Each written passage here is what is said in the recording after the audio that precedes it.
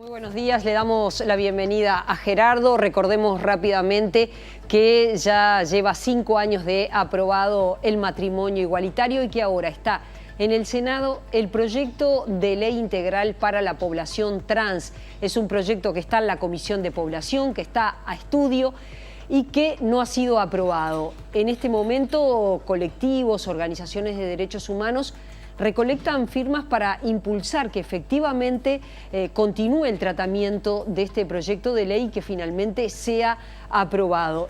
Por eso es que la marcha de la diversidad de hoy tiene esta característica particular y es que habrá muchos pañuelos amarillos pidiéndole al Parlamento que efectivamente trate este proyecto de ley y lo apruebe para que la población trans tenga derechos que hasta ahora señalan no se tienen.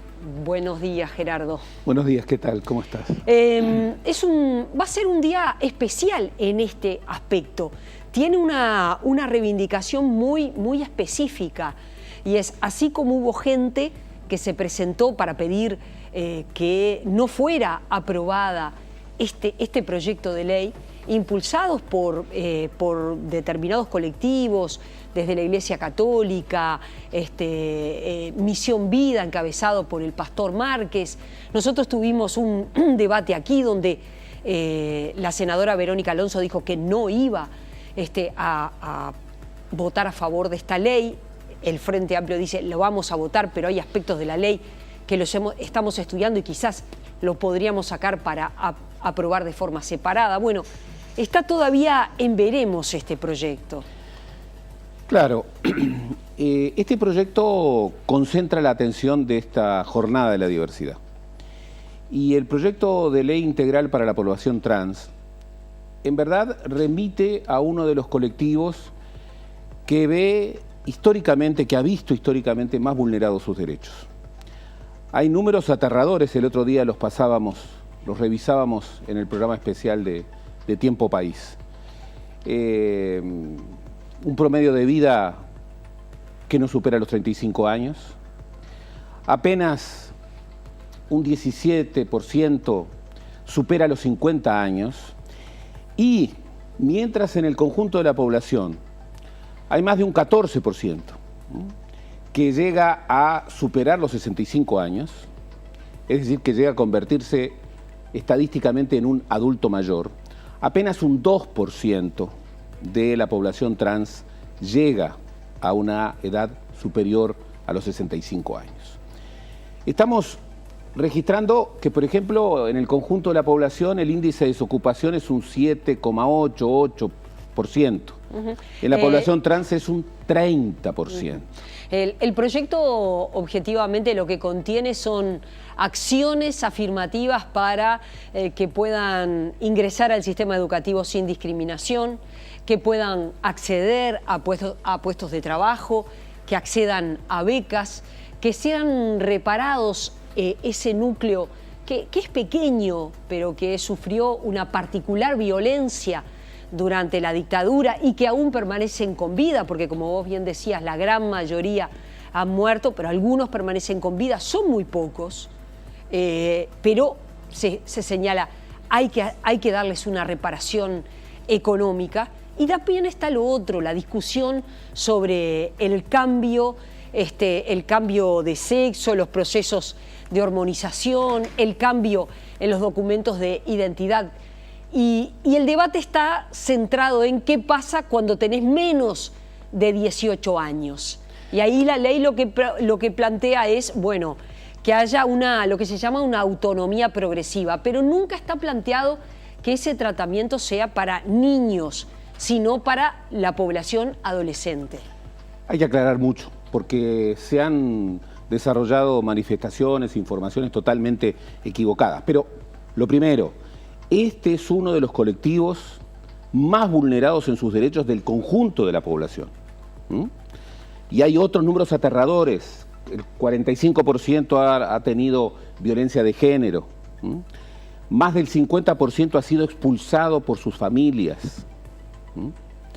Incluso la ley atiende asuntos cruciales que tienen que ver con esa vulneración de derechos. El primero tiene que ver con el registro de identidad. Tú sabes que por el precio, por la demora, por la excesiva judicialización de ese proceso, claro, de la población trans, solamente el 62% de la población trans no realiza el cambio de nombre ni el cambio de identidad de género en el registro. La ley intenta facilitar este tipo de situaciones.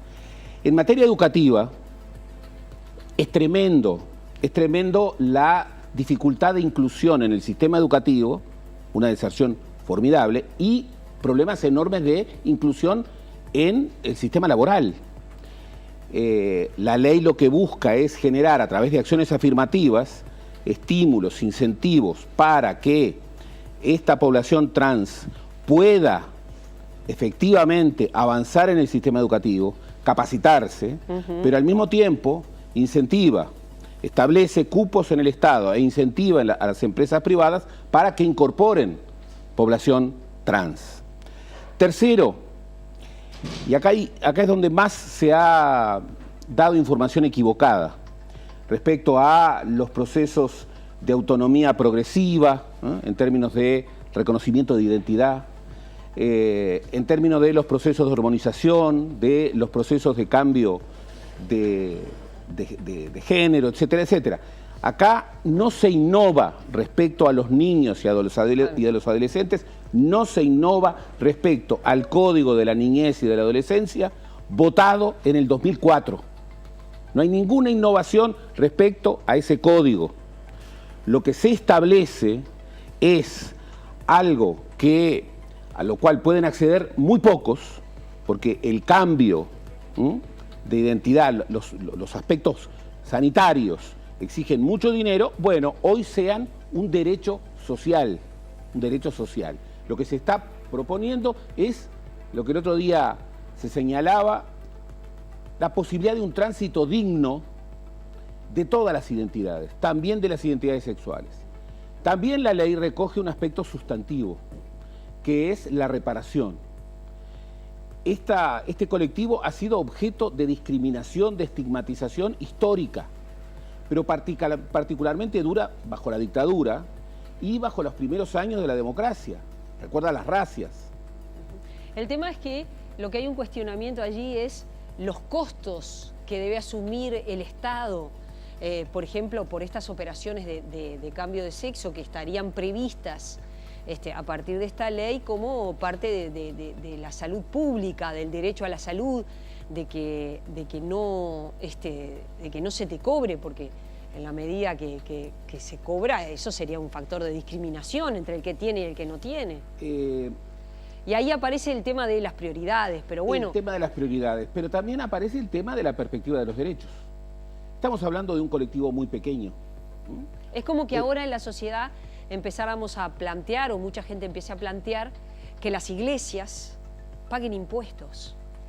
Todos sabemos que en el Uruguay las iglesias no pagan impuestos.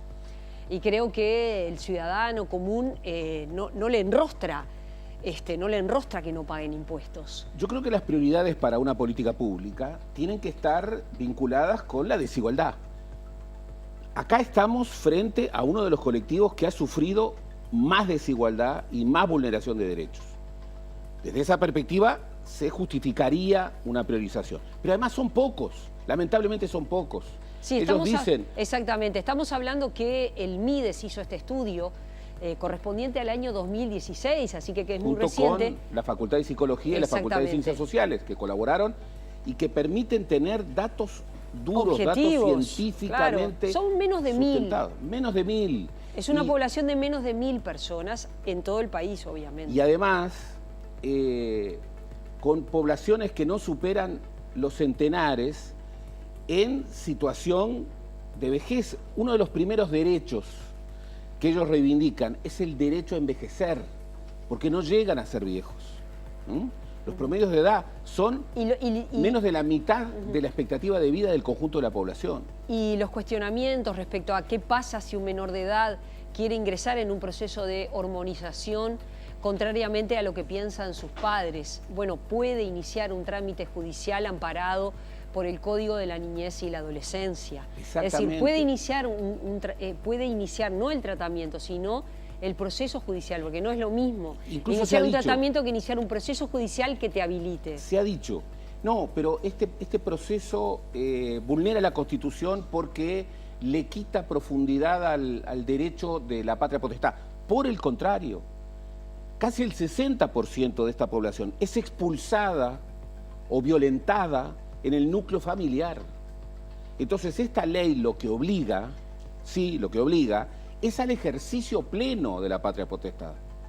Es a que un padre reconozca una autopercepción de identidad y permita y habilite un tránsito digno para este tipo de identidades. ¿Qué sentido tiene en el mundo de hoy negar esa necesidad, ese sentimiento de aquella persona que no se siente identificada con el sexo en el que nació, y que lo que hace la ley o lo que intenta hacer la ley es habilitar ese proceso, que convengamos que son procesos siempre muy dolorosos y muy complejos y muy conflictivos? No es que alegremente una persona se vea en ese proceso como si nada, pero hay que acompañar en ese proceso.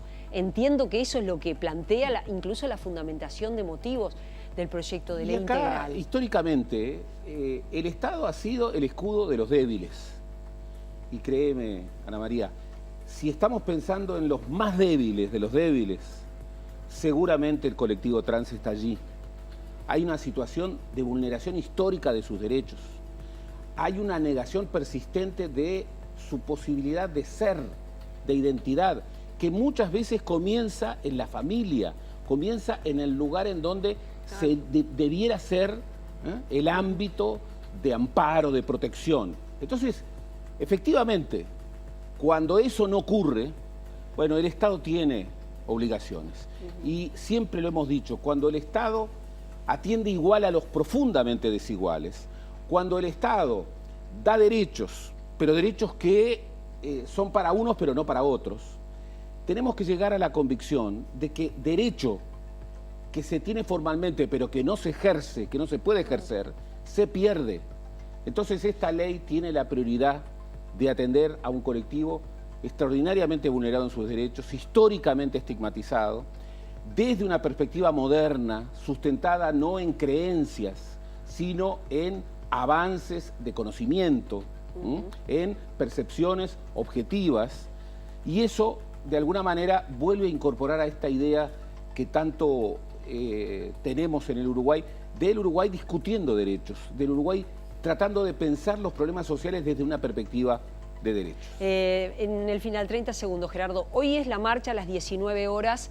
¿Crees que por todo esto será una marcha efectivamente importante, con mucha presencia de personas, de público? Yo creo que sí. Yo creo que sí. Yo creo que la sociedad uruguaya, y esto es otro dato, no es una pugna que cruce lo político partidario. Quienes creen que acá va a haber un alineamiento cerrado de los partidos van a tener sorpresas. Esta sensibilidad mayor frente a temas de la agenda de nuevos derechos se está instalando también en el sistema político. Está todo dado, esperemos que el tiempo también lo permita, para que esta marcha de esta noche sea una gran marcha y sea una señal profunda de que en esta perspectiva de los derechos, en esta perspectiva de una agenda de nuevos derechos, la sociedad uruguaya no quiere retroceder, sino que quiere avanzar. Tú sabes bien que así como cuando un derecho no se ejerce, se pierde, cuando un proceso de transformación en una perspectiva se detiene, retrocede. Yo no creo que la sociedad uruguaya quiera retroceder en esta agenda de nuevos derechos.